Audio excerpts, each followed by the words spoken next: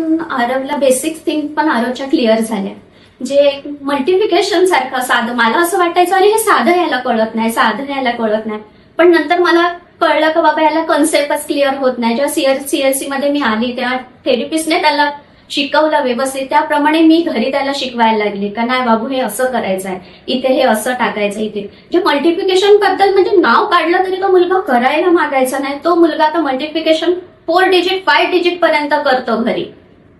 मग त्याची ती एक भीती होती ती पण निघून गेली. ऍडिशन सबस्ट्रॅक्शन तो करायला लागला व्यवस्थित आणि मल्टिप्लिकेशन सगळं व्यवस्थित म्हणजे प्रॉपर करायला लागला. आणि अभ्यासाबद्दल जी निगेटिव्हिटी होती का मला हे करायचंच नाही, मी करणार नाही, आणि आता तो स्वतःहून अभ्यासाला म्हणजे बसायला लागला. अर्धा तास 15 मिनिटं का नसो पण तो करतो. म्हणजे माझ्यासाठी खूप पॉझिटिव्ह थिंग्स आहे का मुलगा शिकायला लागला, शिकायला इंटरेस्ट घ्यायला लागला.